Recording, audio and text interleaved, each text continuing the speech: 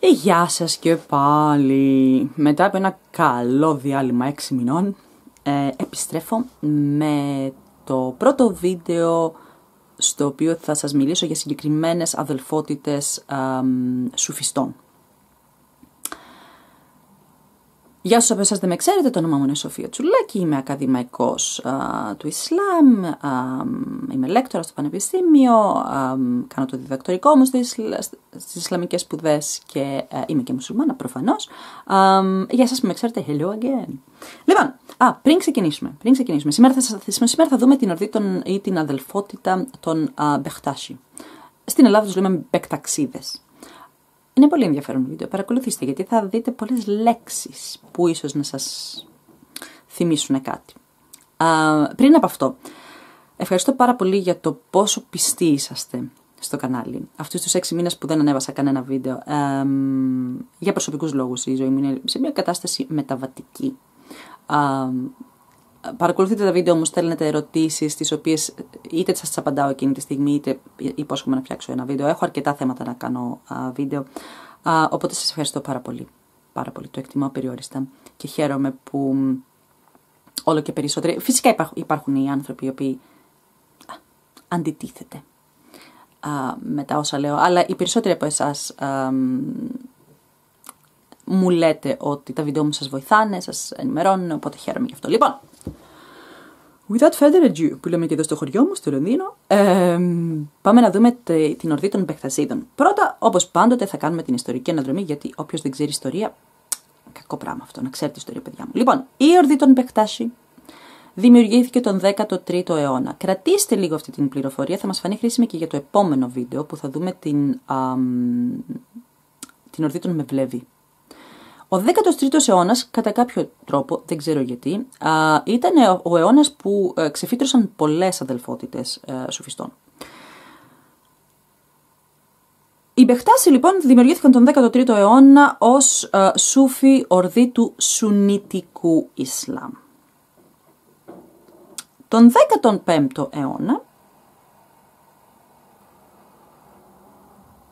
η αδελφότητα ή η ορδή, θα λέω ορδή ή αδελφότητα, διότι στα αγγλικά είναι order, οπότε για μένα είναι ορδή, αλλά ο πιο σωστός τρόπος είναι αδελφότητα. Το 15ο αιώνα λοιπόν οι Μπεχτάσι είχαν μαζέψει πάρα πολλούς γενίτσαρους. Τώρα εσείς ξέρετε, ο μέσος Έλληνας ξέρει την ιστορία, την πολύ συναισθηματική ιστορία, ότι παίρνανε τα μικρά παιδάκια της Ελλάδας και τα κάνανε γενίτσαρους, που έχει μία βάση αλλά δεν είναι η απόλυτη αλήθεια. Αλλά τέλος πάντων αυτό που πρέπει να ξέρετε για τους γενίτσαρους είναι ότι οι γενίτσαροι ήταν άνθρωποι, άντρες από τα Βαλκάνια γενικότερα, και κυρίως ήταν από χριστιανές ορθόδοξες οικογένειες, οι οποίοι γίνονταν στρατιώτες, έπαιρναν εκπαίδευση, γίνονταν στρατιώτες. Κάποια στιγμή οι γενίτσαροι ξεσηκωθήκανε και θέλουν να πάρουν τη διακυβέρνηση της Οθωμανικής Αυτοκρατορίας στα χέρια τους. Και αυτό θα μας φανεί χρήσιμο λίγο αργότερα. Κάτι παρόμοιο κάνανε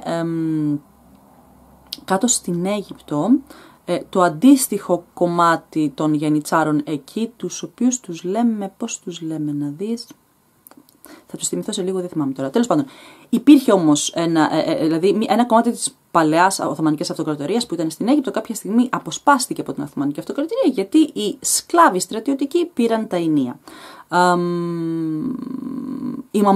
Οι Μαμλούκοι λοιπόν, που ήταν σκλάβοι στρατιωτικοί, πήραν τα ενία. Οι αντίστοιχοι σκλάβοι στρατιωτικοί στην Ανατολία, αυτό που σήμερα καταλαβαίνετε εσείς ως Τουρκία, αλλά ήταν λίγο πιο μεγάλο σε χώρο, ήταν οι γενίτσαροι. Ως εκ τούτου, το 15ο αιώνα, οι Μπεχτάσι είναι κυρίως, οι ορδές των Μπεχτάσι είναι κυρίως, αποτελούνται κυρίως από γενίτσαρους, δηλαδή από Αλβανούς και Έλληνες, πρώην χριστιανούς Ορθόδοξους, οι οποίοι είχαν μεταστραφεί στο Ισλάμ από τη στιγμή που γίνανε γενίτσαροι. Είναι λίγο ευαίσθητο το θέμα και δεν θέλω να αγγίξω χορδές μέσα σας εθνικιστικές, αλλά η πραγματικότητα των γενίτσαρων δεν ήταν πάντοτε ότι τους παίρνανε με το ζόρι.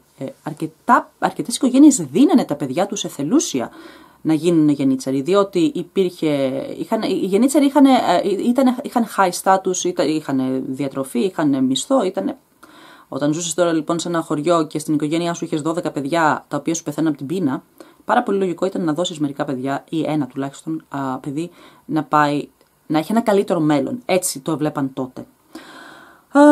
Αυτό το 15ο αιώνα. Στο 16ο αιώνα, οι Μπεχτάσι, που μέχρι εκείνη τη στιγμή ήταν, άρα για τους πρώτους 3 αιώνες ήταν Σουνίτες, άρχισαν να άλλαξαν πλευρά και γίνανε Σιήτες. Και συγκεκριμένα ήρθαν και κόλλησαν, εάν θέλετε, ή ακολούθησαν το δόγμα ή την σέκτα των Twelvers. Θα δούμε αργότερα, δεν έχουμε δει τις σέκτες του Σιητικού Ισλάμ, έχουμε δει το Σουνιτικό Ισλάμ, θα δούμε και τις σέκτες του Σιητικού Ισλάμ. Προς το παρόν, να ξέρετε αυτό, ότι από Σουνίτες γίνανε Σιήτες. Πού είναι το νούμερο 4, δεν το βρίσκω. Συνεχίζουμε ιστορικά. Το 1826, είμαστε τώρα 19ος αιώνας, ο Σουλτάνος Μαχμούντ ο δεύτερος, που ήταν Σουνίτης, απαγόρευσε τους Μπεχτάσι, τους έκανε παράνομους, να το πούμε έτσι, και ο λόγος ήταν πάρα πολύ απλός. Διότι οι περισσότεροι Μπεχτάσι ήταν γενίτσαροι. Αυτό που είπαμε, ότι ό,τι είχαν κάνει οι Μαμλούκοι στην Αίγυπτο το φοβόταν ότι θα γίνει στην Ανατολία και γι' αυτό τους κάνανε παράνομους, όλους τους Μπεχτάσι. Ήταν πολύ δραματικό, αρκετοί Μπεχτάσι τους σκότωσαν, άλλοι έφυγαν σε εξορία φυσικά, οι τεκέδες τους, τα σημεία ή οι χώροι στους οποίους μαζεύονται οι Μπεχτάσι μέχρι και σήμερα λέγονται τεκέδες, είναι τεκές. Βέβαια στην Ελλάδα η έννοια του τεκέ έχει πάρει τελείως άλλη κατανόηση μέσω της παράδοσης και ιδιαίτερα μέσω της μουσικής και της διασκέδασης. Ένας τεκές είναι ένας χώρος χαλάρωσης που συνήθως υπάρχει πάρα πολύς καπνός. Τεκέδες κανονικά είναι οι χώροι που μαζεύονται οι Μπεχτασί. Άρα οι τεκέδες τους διαλύθηκαν, καταστράφηκαν και ό,τι υλικό πλούτο είχαν οι Μπεχτάσι μέχρι εκείνη τη στιγμή κατασχέθηκαν. Πήγανε στην Οθωμανική Αυτοκρατορία. Τότε με την κίνηση εναντίον τους, οι Μπεχτάσι πήγαν σε εξορία και πήγαν στην Αλβανία. Οπότε από τον 19ο αιώνα και εδώ μέχρι και σήμερα η βάση των Μπεχτάσι πλέον είναι η Αλβανία. Όταν έπεσε η Οθωμανική Αυτοκρατορία και δημιουργήθηκε το τουρκικό κράτος, γιατί η Τουρκία σαν κράτος δημιουργήθηκε το 1923-1924, κάπου εκεί, ο Κεμάλ Ατατούρκ απαγόρευσε γενικότερα την έκφραση κάθε θρησκευτικού χαρακτηριστικού δημόσια. Ως εκ τούτου λοιπόν δεν απαγορεύτηκαν οι Μπεχτάσι, απλά δεν μπορούσαν να δείχνουν το θρησκευτικό τους υπόβαθρο, να το πούμε έτσι. Να σας πω σε αυτό το σημείο ότι στη σημερινή Τουρκία υπάρχουν Μπεχτάσι και υποστηρίζουν την πολιτική της Τουρκίας επί του secularism, διότι όταν έχεις secularism δεν μπορείς να έχεις θρησκευτική δίωξη, θρησκευτικές διώξεις. Ως εκ τούτου πλέον είναι ασφαλής η Μπεχτάσι στην Τουρκία, απλά δεν εμφανίζονται ως θρησκευτική αδελφότητα, είναι λίγο πιο της φιλοσοφίας. Όσον αφορά τους Μπεχτάσι στην Αλβανία, έχουν αναμειχθεί με την πολιτική ζωή της Αλβανίας και ιδιαίτερα υπήρχε μια εθνική αναγέννηση, ένα κίνημα εθνικής αναγέννησης της Αλβανίας, στο οποίο οι Μπεχτάσι παίξαν πολύ σημαντικό ρόλο και δεν ξέρω κατά πόσο ο μέσος Έλληνας ξέρει ότι οι Αλβανοί κατά κύριο λόγο είναι μουσουλμάνοι, ανέκαθεν ήταν μουσουλμάνοι. Όταν είχαμε το 1990, είχαμε το κύμα των Αλβανών στην Ελλάδα, οι περισσότεροι Αλβανοί λέγανε ψέματα φυσικά και λέγανε ότι είναι χριστιανοί, ενώ δεν ήταν χριστιανοί, ενώ αρκετοί Αλβανοί για να δημιουργήσουν δεσμούς με την τόπια κοινωνία στην Ελλάδα, είτε βαφτίζονταν χριστιανοί, όταν ένιωθαν άνετα να αποκαλύψουν ότι δεν είναι χριστιανοί, ή βάφτιζαν τα παιδιά τους. Δηλαδή φρόντιζαν κάποιοι Έλληνες να είναι οι νονοί των παιδιών τους. Αλλά αυτό γινόταν κυρίως για λόγους αποδοχής από την τουρκική κοινωνία και για λόγους οικονομικής βοήθειας. Πάρα πολύ λογικό, γιατί η Ελλάδα ακόμα μέχρι το 90, μέχρι και σήμερα θεωρώ, αλλά τέλος πάντων να πούμε για το 90 και το 2000 ήταν εξαιρετικά ισλαμοφοβική κοινωνία. Οπότε οι άνθρωποι που έρχονταν φτωχοί και κατατρεγμένοι από την Αλβανία ξέρανε ότι αν πούνε ότι είναι μουσουλμάνοι, κατά πάσα πιθανότητα θα βρεθούν στον δρόμο. Οπότε εξ ανάγκης το κάνανε αυτό. Τώρα που το συζητάμε αυτό, να σας αναφέρω και κάτι άλλο. Το Σιητικό Ισλάμ, και το συζητάω γιατί συνδέεται με τους Μπεκτάσι. Στο Σιητικό Ισλάμ υπάρχει μία έννοια, την οποία κάποια στιγμή πολύ παλιά ένας από εσάς με είχε ρωτήσει και μου είχε κάνει μεγάλη εντύπωση που το ξέρατε. Υπάρχει η έννοια του να πεις ψέματα για τη θρησκεία σου, να μην δείξεις την πραγματική σου θρησκεία, ούτως ώστε να προστατεύσεις τον εαυτό σου. Διότι η προστασία της ζωής είναι ένα από τα κυριότερα σημεία στη Σαρία, στον Ισλαμικό νόμο. Πάνω απ' όλα πρέπει να προστατεύσεις τη ζωή σου. Ή τη ζωή γενικότερα, αλλά εννοείται και τη ζωή σου. Γι' αυτό στο Ισλάμ απαγορεύεται η αυτοκτονία. Οι Σιήτες λοιπόν, επειδή γενικότερα είναι οι κατατρεγμένοι, θα το δούμε αργότερα όταν αρχίσουμε να βλέπουμε το Σιητικό Ισλάμ. Έχω ήδη φτιάξει βίντεο, σας το έχω πει στα παλαιά βίντεο, πηγαίνετε να το δείτε. Αλλά όταν θα δούμε και τις σέκτες, θα το δούμε πιο γλαφυρά. Οι Σιήτες ήταν από τον 10ο-11ο αιώνα. Οι Σιήτες ήταν οι κατατρεγμένοι του Ισλάμ. Οι Σουνίτες τους κυνηγάγανε απίστευτα. Με αποτέλεσμα να αναπτύξουν οι Σιήτες, δεν το έχουν οι Σουνίτες, το έχουν μόνο οι Σιήτες, αυτή την έννοια του ότι μου επιτρέπεται να πω ψέματα, γιατί στο Κοράνι μέσα ο Θεός μας απαγορεύει να λέμε ψέματα. Αλλά οι Σιήτες ανέπτυξαν αυτή την έννοια του ότι μου επιτρέπεται να πω ψέματα, εάν έτσι θα μπορώ να προστατέψω τη ζωή μου. Να μου πεις, είναι όλοι οι Λιβανοί μουσουλμάνοι Σιήτες? Όχι, δεν είναι, αλλά το αναφέρω απλά για να καταλάβετε πώς η ανάγκη δημιουργεί κάποιες προϋποθέσεις και πώς οι άνθρωποι, οι μουσουλμάνοι της Αλβανίας που κατέβαιναν στην Ελλάδα το 1990,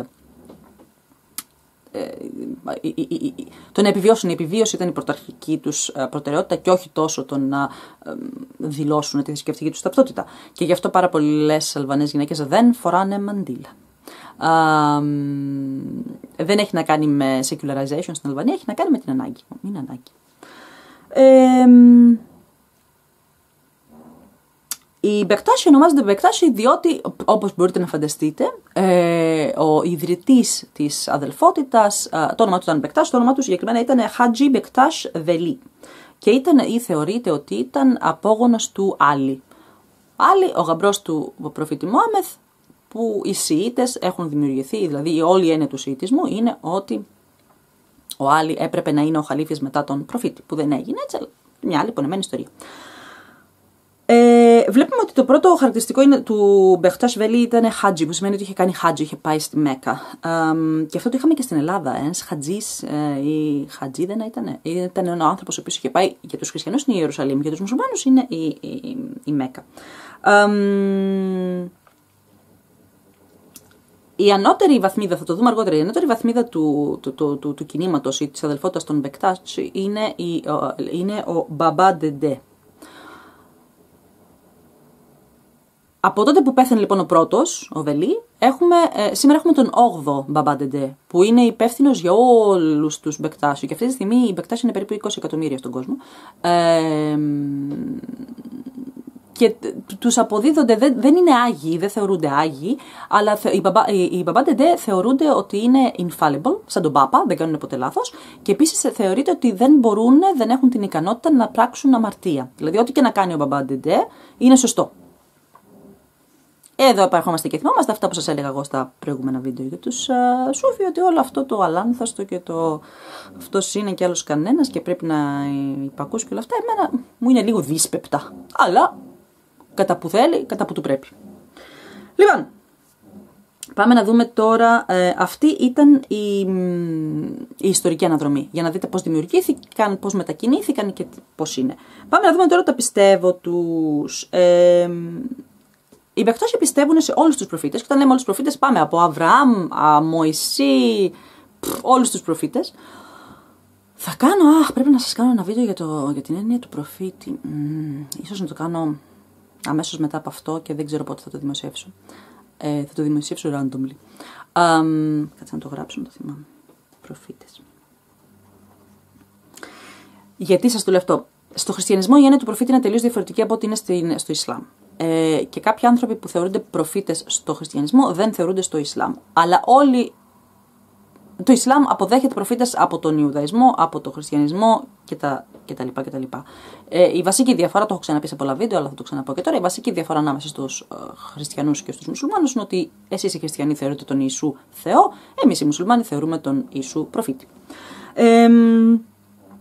Οπότε πιστεύουν σε όλους τους προφήτες, πιστεύουν στους 12 ημάμιδες του 12 Σιητικού Ισλάμ, γι' αυτό τους λέμε 12ers τους Σιήτες αυτής της σέκτας, διότι πιστεύουν στους 12 ημάμιδες.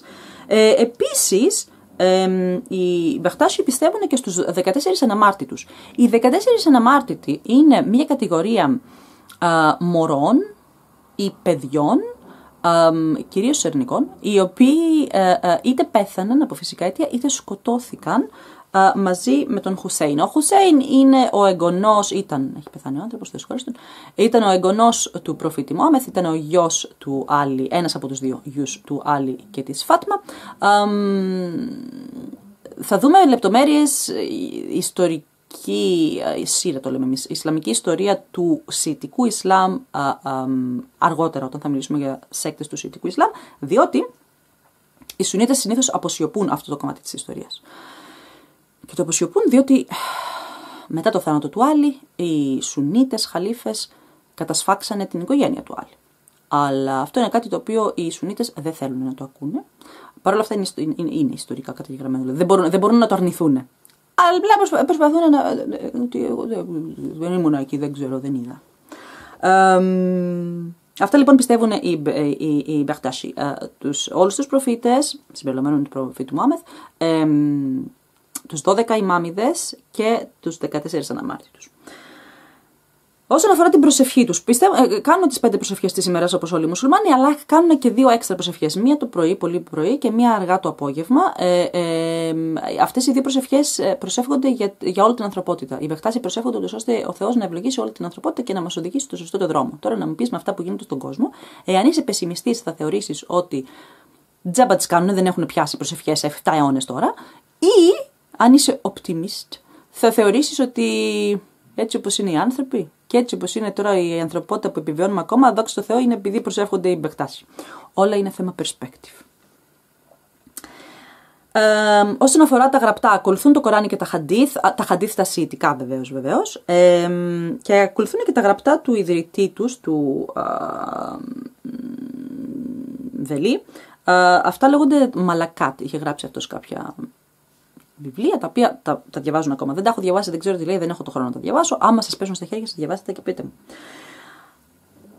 Πού διαφέρουν οι Μπεχτάσι από τους υπόλοιποι μουσουλμάνοι ή από τους mainstream μουσουλμάνους? Γιατί αν ξέρεις Ισλαμικό νόμο Σαρία, καταλαβαίνεις τι κάνουν. Λοιπόν, μία από τις κυριότερες διαφοροποιήσεις είναι ότι γιορτάζουν την περσική γιορτή του Νορούζ.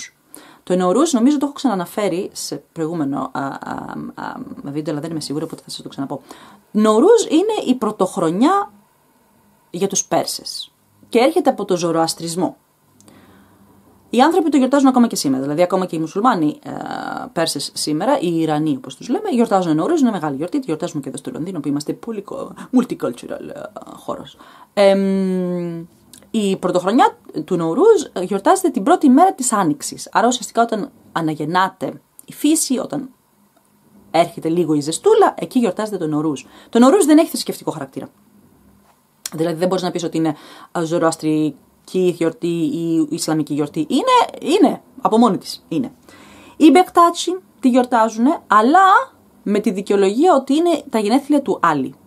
Να μου πεις, ξέρουμε εμείς πότε γεννήθηκε ο Άλι? Όχι. Δεν έχουμε καμία ιστορική πηγή για το πότε γεννήθηκε ο Άλι. Αλλά είναι το ίδιο που έχουν κάνει και οι χριστιανοί με τον Ιησού. Ότι, εκεί μωρέ, αφού υπήρχε η γιορτή του χειμώνα, τη βάλουμε, πούμε εμείς ότι γεννήθηκε ο Ιησούς τότε, να το κάνουμε Χριστούγεννα. Που βάσει των γραφών δεν θα μπορούσε να έχει γεννηθεί ο Ιησούς καρδιά του Δεκέμβρη, γιατί όλοι ξέρουμε ότι η Μαρία, η Παναγία και ο Ιωσήφ ταξίδευαν για να πάνε από το ένα μέρος στο άλλο. Αυτά γίνονταν το καλοκαίρι και ξέρουμε ότι γεννήθησε μέσα σε στάβλο και ξέρουμε ότι υπήρχαν κάποιοι βοσκοί, τουλάχιστον έτσι λέει η βίβλος. Υπήρχαν κάποιοι βοσκοί που κοιμόντουσαν στα χωράφια και γι' αυτό είδανε το άστρο το φωτεινό. Οι βοσκοί παραδοσιακά, και εμείς που είμαστε από την Κρήτη ξέρουμε γιατί είμαστε βοσκοί, θα κοιμηθεί στο χωράφι το καλοκαίρι. Δεν βγαίνει στο χειμώνα που βρέχει και κάνει το κρυό να κοιμηθεί στα χωράφια. Αλλά τέλος πάντων, αυτό είναι για το πώς οι χριστιανοί εκχριστιάνισαν μια προϋπάρχουσα γιορτή και της έδωσαν μια δικαιολογία για να μπορούν να τη γιορτάζουν με θρησκευτικό χαρακτήρα. Το ίδιο έχουν κάνει και οι Μπεχτάσι. Απλά η γιορτή τους είναι το Νορούζ και το γιορτάζουν ως τα γενέθλια του Άλι. Για τους Σιήτες, ο Άλι θεωρείται ο πρώτος ημάμις. Δηλαδή από τους 12 που σας είπα, ότι γιορτάζουν 12 ή τιμούν 12 ημάμιδες, ο Άλι είναι ο πρώτος. Τι άλλα κάνουνε. Έχουν την έννοια της εξομολόγησης. Πώς έχετε στο χριστιανισμό την εξομολόγηση ότι πας στον παπά και εξομολογείς, έχουν την ίδια έννοια, αλλά οι Μπεχτάσι εξομολογούνται στον μπάμπα. Ο μπάμπα, θα δούμε αργότερα, είναι ο υπεύθυνος του κάθε τεκέ. Δεν έχουν κάποιο γραπτό κώδικα πίστης ή συμπεριφοράς. Και αυτό είναι πάρα πολύ σημαντικό. Γιατί αυτό έχει επιτρέψει μια σχετική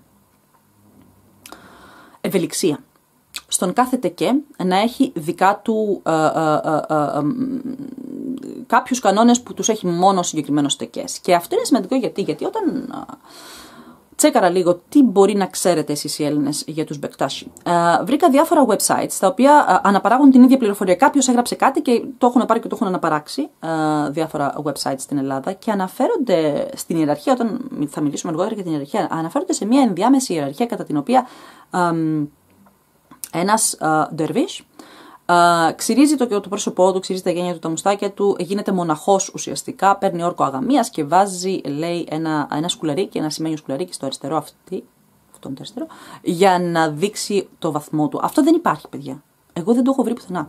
Έψαξα έρευνες από όλο τον κόσμο, σε αρκετές γλώσσες. Δεν υπάρχει πουθενά αυτό.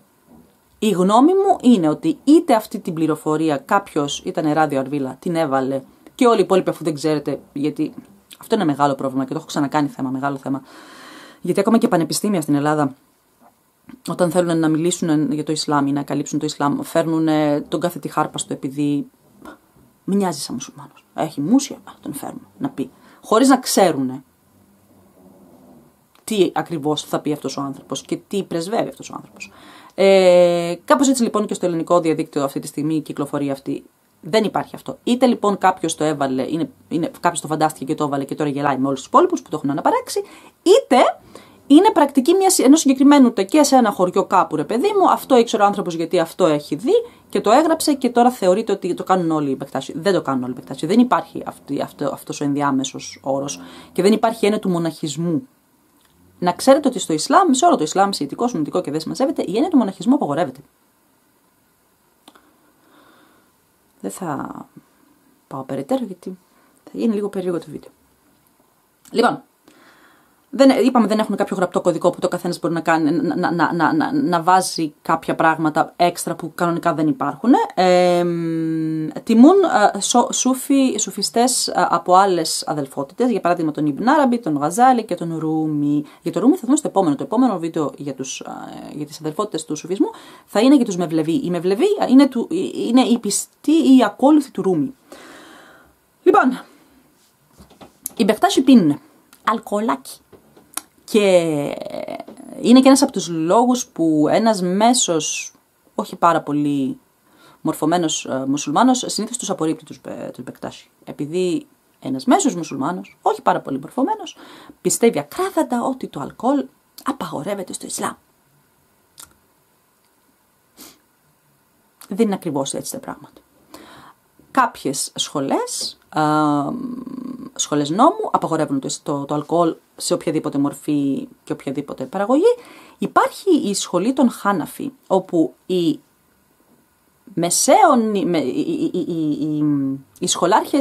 Χάναφι σχολάρχες του Μεσαίωνα αποφάσισαν ότι οποιοδήποτε αλκοολούχο ποτό δημιουργείται από ύλη εκτός σταφυλιού και χουρμάδων επιτρέπεται.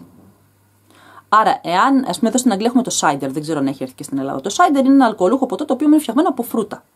Όχι από κρασί, δεν είναι φτιαγμένο από σταφύλια.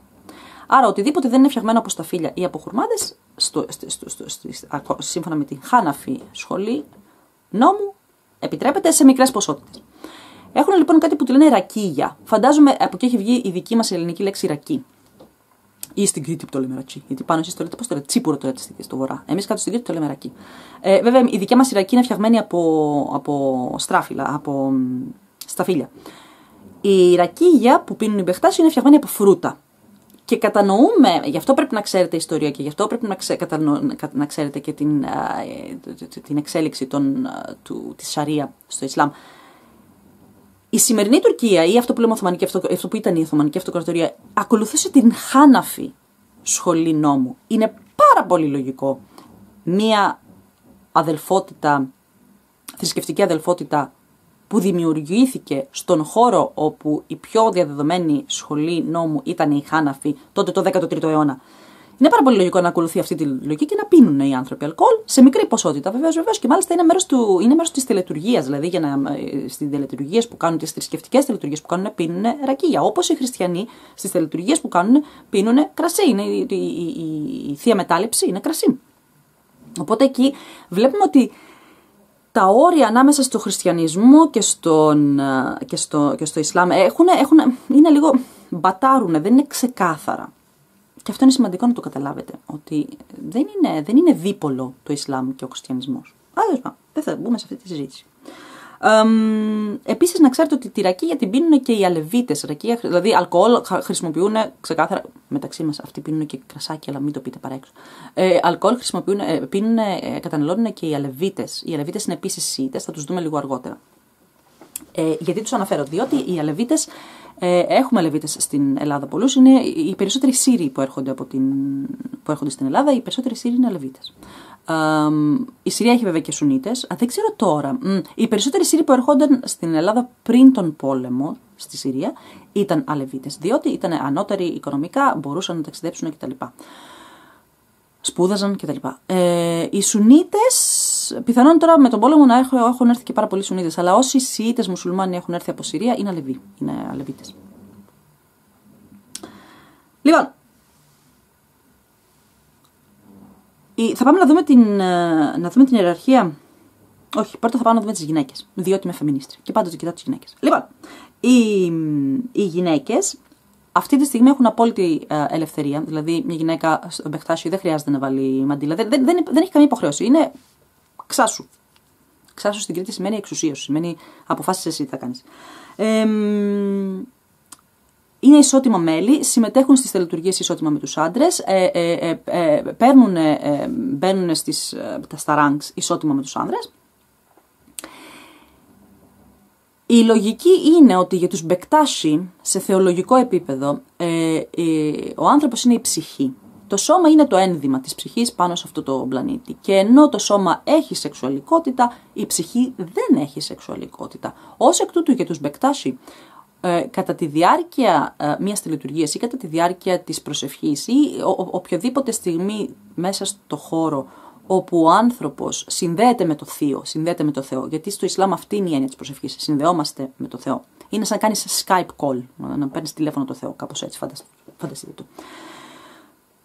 Σε αυτή τη στιγμή λοιπόν, της επαφής με το θείο, οι Μπεκτάσι πιστεύουν ότι, και καλά το πιστεύουν, ότι το άτομο δεν έχει σεξουαλικότητα. Εκείνη τη στιγμή είναι η ψυχή σου που λατρεύει το Θεό. Είναι η ψυχή σου που έρχεται σε επικοινωνία με το Θεό, όχι το σώμα σου. Και γι' αυτό δεν χωρίζουν, όταν προσεύχονται οι Μπεκτάσι, δεν χωρίζουν τις γυναίκες από τους άνδρες. Γιατί εκείνη τη στιγμή, αν είσαι άνδρας και διαγερθείς σεξουαλικά επειδή προσεύχεσαι, πρέπει να φύγεις από το χώρο. Εκείνη τη στιγμή η ψυχή σου δεν έχει συνδεθεί με το Θεό. Κάτι άλλο είναι συνδεδεμένο και λειτουργεί, όχι η ψυχή σου. Και σε αυτό τους σέβομαι απεριόριστα και χαίρομαι που έχουν αυτή την πρακτική. Παρ' όλα αυτά, και εδώ έρχεται η ιστορική εξέλιξη. Ενώ τους πρώτους αιώνες των Μπεκτάσι, οι γυναίκες έπαιρναν ρόλους μπαμπά, έπαιρναν δηλαδή ηγετικούς ρόλους μέσα στην αδελφότητα. Στις μέρες μας αυτό έχει λήξει. Υπάρχει μια πάρα πολύ καλή έρευνα, αν μιλάτε αγγλικά να τη διαβάσετε. Ο τίτλος είναι Bektashi Female Leadership in an International Context. Η έρευνα βγήκε το 2023, είναι σχετικά πρόσφατη, στη Βιέννη και η ερευνήτρια που την έγραψε λέγεται Σάρα Κουέχν. Θα κάνω spelling για να το καταλάβετε, είναι Σάρα και το επίθετο της είναι K-U-E-H-N. Αυτή λοιπόν η έρευνα ήταν πάρα πολύ καλή, είναι πάρα πολύ καλή για να σας δείξει πώς ιστορικά έχει εξελιχθεί η έννοια των Μπεκτάσι, η αδελφότητα των Μπεκτάσι και δυστυχώς στις μέρες μας οι γυναίκες δεν έχουν ηγετικούς ρόλους μέσα στις αδελφότητες. Παρ' όλα αυτά τα παλαιότερα τα χρόνια είχαν. Και αυτό είναι πολύ σημαντικό να το ξέρουμε, διότι. Παρένθεση στην παρένθεση θα σας πάω. Τη σαλάτα τα έχω κάνει, τέλος πάντων. Ελπίζω να μην χάνεστε. Είναι πάρα πολύ σημαντικό να καταλάβουμε ότι αυτή η έννοια του ότι η γυναίκα στο Ισλάμ είναι καταπιεσμένη και η γυναίκα στο Ισλάμ είναι παραγωνισμένη, φυσικά και υφίσταται στις μέρες μας. Αυτό το καραγκιουζλίκι Θεέ μου σχόρναμε έχει δημιουργηθεί τους τελευταίους 2 με 3 αιώνες. Κυρίως 2 αιώνες. Άντε 3. Πριν από αυτή την περίοδο, δηλαδή από το 1700 και πριν, οι γυναίκες δεν ήταν παραγωνισμένες σε αυτό το σημείο. Δεν ήταν καταπιεσμένες σε αυτό το σημείο. Πολύ περισσότερο δε τα πρώτα χρόνια. Τα πρώτα χρόνια του Ισλάμ. Οι γυναίκες ήταν. Πρώτα απ' όλα έχουμε σούρες στο Κοράνι, οι οποίες αποκαλύφθηκαν επειδή το απέτησε μια γυναίκα. Δηλαδή μια γυναίκα πήγε στον προφήτη, του λέει: έχω αυτό το πρόβλημα. Ο προφήτης λέει: εντάξει, αυτό θα κάνεις. Και του λέει η γυναίκα: όχι. Θέλω να αποκαλυφθεί το Κοράνι και να μου πει ο Θεός τι να κάνω. Και ο Θεός αποκάλυψε το Κοράνι. Εάν μιλάτε αγγλικά, έχω ένα βίντεο το οποίο θα το δημοσιεύσω λίγο αργότερα στην αγγλική γλώσσα για αυτό το θέμα. Δεν φτιάχνω βίντεο στην ελληνική γλώσσα γιατί θεωρώ ότι αυτά τα θέματα είναι περίπλοκα για τη γνωσιακή βάση των Ελλήνων. Παρ' όλα αυτά, εάν θέλετε, μπορώ να τα κάνω. Απλά στείλτε μου ένα μήνυμα και μπορώ να σας κάνω τα βίντεο και στην ελληνική γλώσσα να ενημερώνεστε κι εσείς. Ποιο είναι το ζητούμενο μου? Τα πρώτα χρόνια της Ισλαμικής ιστορίας, τα πρώτα 300-400 χρόνια, οι γυναίκες είχαν απίστευτες ελευθερίες. Ελευθερίες που δεν είχαν. Οι μέση, οι γιαγιάδες σας δεν τις είχαν. Αυτό να καταλάβετε.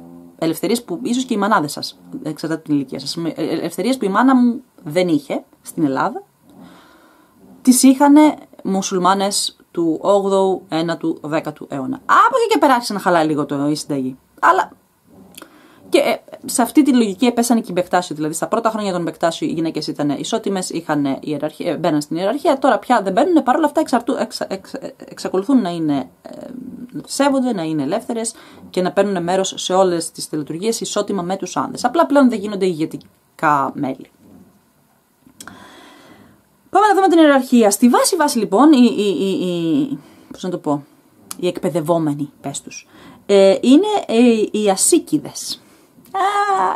Είδαμε ήδη τον Ντεκέ, είδαμε τη Ρακίγια, τώρα βλέπουμε τους ασίκηδες, που πάλι για την ελληνική κατανόηση, ειδικά αυτοί οι όροι Τεκές και ασίκης συνδέονται με τη... Πώς το λέμε μωρέ, με ένα είδος μουσικής που ήταν πολύ διάσημο στην Ελλάδα και αναβιώνει κιόλας. Ήταν γύρω εκεί στην ανταλλαγή πληθυσμών το 20-30 στην Ελλάδα. Μου διαφεύγει παιδιά, 1000 συγγνώμη. Αυτό το είδος της μουσικής με τους μπαγλαμάδες. Αχ, θα με βρίσετε. 1000 συγγνώμη, το ξεχνάω τώρα. Θα μου έρθει. Κάτι με μπου. Όχι έτσι. Κάτι με μη πι πρέπει να είναι. Τέλος πάντων. Θα μου έρθει, θα σας το πω όταν θα μου έρθει. Ο ασίκης λοιπόν, κανονικά η πηγή της λέξης ασίκης, που στην Ελλάδα πλέον κατανοείται ως κάτι διαφορετικό, βγαίνει από τους Μπεκτάσι και είναι η βάση, η πρώτη βαθμίδα, που είναι ένας άνθρωπος ο οποίος είναι μέλος των Μπεκτάσι, αλλά δεν έχει μοιηθεί. Διότι να σας πω ότι οι Μπεκτάσι, για να μπεις μέσα στην ιεραρχία και να ανέβεις, έχουν εξαιρετικά μεγάλη μυστικότητα. Και αυτό έχει δημιουργήσει τρελό εκνευρισμό στους ερευνητές. Διότι ως ερευνητής δεν μπορείς να δεις τι γίνεται. Δεν ξέρεις τι γίνεται στα ανώτερα στάδια των Μπεκτάσι. Γιατί κρατάνε τη μυστικότητα. Έχουν πολύ έντονη μυστικότητα. Άρα, εάν είσαι αυτό που το λέμε και φίλος, θες να μπεις, αλλά ακόμα δεν έχεις μυηθεί. Οπότε απλά πας και κάθεσαι και κάνεις τραγουδάς, ξέρω εγώ, και τρως μαζί και προσεύχεσαι. Σε αυτό το στάδιο λέγεσαι ασίκης. Είσαι ασίκ. Η κανονική λέξη είναι ασίκ. Στην ελληνική γλώσσα το λέμε ασίκης ή ασίκηδες. Όταν τώρα είσαι αρκετό καιρό και μπεις στο πρώτο επίπεδο μοίησης, από ασίκης γίνεσαι μουχίπ. Όταν είσαι μουχίπ, έχεις το δικαίωμα να συμμετέχεις σε κάποιες τελετουργίες. Και θα μου πεις ποιες τελετουργίες. Δεν ξέρουμε, αυτό σας λέμε. Άμα δεν είσαι Μπεκτάσι, δεν σε αφήνουν να ξέρεις. Και δεν είμαι Μπεκτάσι. Ούτε οι ερευνητές που διάβασα είναι. Αν μένεις για λίγο καιρό, δηλαδή σε κάθε επίπεδο πρέπει να μείνεις για λίγο καιρό. Όταν μείνεις για λίγο καιρό ως μουχίπ, μπορείς να αναβαθμιστείς να γίνεις δερβίσης. Μην τους μπερδεύετε με τους περιστρεφόμενους δερβίσιδες. Ένας δερβίσης είναι ουσιαστικά ένας σουφιστής, ένας practitioner σουφιστής. Έχουμε διαφορετικά είδη δερβίσιδων. η μευλέβη η αδερφότητα έχει τους περιστρεφόμενους δερβίσιδες. Αυτούς που όταν πάτε στην Τουρκία ή όταν πάτε στην Αίγυπτο πάτε και τους βλέπετε να κάνετε χάζι. Αλλιώς ένας άνθρωπος μπορεί να είναι δερβίσης χωρίς να περιστρέφεται. Το να είσαι δερβίσης δεν είναι ρόλος, είναι τίτλος. Όταν λοιπόν κάποιος γίνεται δερβίς ή δερβίσης μέσα στο στην Μπεκτάσι αδελφότητα, δίνει όρκο, φαντάζομαι μυστικότητες, και παίρνει την άδεια, έχει πλέον την άδεια να φοράει συγκεκριμένα ενδύματα και συγκεκριμένα εμβλήματα των Μπεκτάσι. Και μετά, πάνω από τους Ασίκ, Μουχίπ και Δερβίς, είναι η Μπάμπα, που είναι η τοπική, τα κεφάλια των τεκέδων, ουσιαστικά έχουν εξουσία επάνω στους Δερβίσιδες, τους Μουχίπ και τους Ασίκιδες. Μετά είναι ο Χαλιφέ Μπάμπα, που είναι, φανταστείτε ότι ο Μπάμπα είναι ο τοπικός πρόεδρος του χωριού, στη γενιά μου, δεν ξέρω εσείς αν τα έχετε και αν τα καταλαβαίνετε. Ο Χαλιφέ Μπάμπα είναι ο νομάρχης. Και μετά υπάρχει και ο Ντεντέ Μπάμπα που σας είπα στην αρχή, που είναι το μεγάλο αφεντικό. Το μεγάλο αφεντικό είναι για όλους τους Μπεκτάσι σε όλο τον πλανήτη. Και τα 20 εκατομμύρια είναι υπεύθυνος. Να μου πεις, τον ξέρουν προσωπικά? Όχι, αλλά έτσι είναι. Αυτά λοιπόν, παιδιά μου, για τους Μπεκτάσι. Μπεκτάσι, να σας πω ότι αυτή τη στιγμή υπάρχουν, σας είπα είναι 20 εκατομμύρια, και τους έχουμε κυρίως σε Αλβανία, Βουλγαρία, Βόρεια Μακεδονία, αυτό που έχει ονομαστεί το κράτος της Μακεδονίας. Αν και στη Μακεδονία τους κυνηγάνε, πολύ πρόσφατα είχαν νομικές, τρέχανε στα δικαστήρια, διότι μια εθνικιστική ομάδα τους κυνήγησε, ζητήσανε από το κράτος να τους προστατεύσει, το κράτος δεν τους προστατεύει γιατί δεν τους αναγνωρίζει ως θρησκευτική ομάδα κτλ. Αλλά τέλος πάντων υπάρχουν και στην Βόρεια Μακεδονία, όπως το λέμε εμείς, η Μακεδονία όπως αναγνωρίζεται διεθνώς. Δεν θα μπω στη διαδικασία να τσακωθούμε για αυτό το θέμα, μη μου στείλετε μηνύματα γι' αυτό. Γιατί είμαι υποχρεωμένη να χρησιμοποιώ διεθνείς όρους, αναγνωρισμένους. Τώρα το αν μ' αρέσουν ή δεν μ' αρέσουν, ο Θεός ξέρει καλύτερα. Και έχουμε και στην Ελλάδα. Στην Ελλάδα έχουμε στον Εύρο, να μου πεις φυσικά θα έχουμε στον Εύρο, που όλοι θα είχαμε. Και γιατί ο κύριος πληθυσμός του Ισλάμ στην Ελλάδα είναι στον Εύρο. Πού αλλού τους έχουμε στην Ελλάδα, μισό να σας πω. Λοιπόν, έχουμε στον Εύρο, έχουμε στη Θεσσαλία και στα Φάρσαλα. Έχουμε τεκέδες που λειτουργούν από Μπεκτάσι. Να μου πεις, τρέχουν έξω με τα μαντήλια τους να φαίνονται ότι είναι Μπεκτάσι? Όχι. Είναι ενσωματωμένοι στην ελληνική κοινωνία και ίσως οι περισσότεροι δεν το λένε κιόλας. Αλλά εσείς που ζείτε σε αυτές τις περιοχές, είμαι σίγουρη ότι κάποιον θα έχετε γνωστό φίλο, συγγενή κάπου που να είναι Μπεκτάσι και τα ξέρετε αυτά. Αυτά λοιπόν για τους Μπεκτάσι. Έκλεισε ο λαιμός μου. Πρέπει να πιω λίγο κάτι να ανοίξει ο λαιμός. Ευχαριστώ πάρα πολύ που παρακολουθείτε τα βίντεο. Κάντε share, κάντε like. Διαδώστε τα νέα. Και στο επόμενο βίντεο θα δούμε τους Μευλέβη, που σας είπα ότι έρχονται από τους Ρούμι. Κάποια στιγμή θα κάνω και κάτι ξόφαλτσα βίντεο, που δεν θα έχουν να κάνουν με τις σέκτες και με το σουφισμό, αλλά είναι κάποια πράγματα τα οποία πρέπει να σας μιλήσω για να καταλάβετε. Και θα κάνω γιατί έχουν επικοινωνήσει άνθρωποι μαζί μου από την Ελλάδα και ζητάνε διευκρινήσεις επί των όρων αυτών. Και ενώ είμαι πάρα πολύ χαρούμενη και πολύ διατεθειμένη να απαντάω και απαντάω στο κάθε άτομο μεμονωμένα, όταν το ίδιο θέμα προκύπτει πολλές φορές, αποφασίζω να το κάνω βίντεο για να μάθετε όλοι και να διελευκανθούν κάποιες γκρι ζώνες. Αυτά προς το παρόν. Σας ευχαριστώ πάρα πολύ για το χρόνο σας και θα τα πούμε στο επόμενο βίντεο. Ο Θεός ξέρει πότε. Από εμένα προς το παρόν, γεια σας.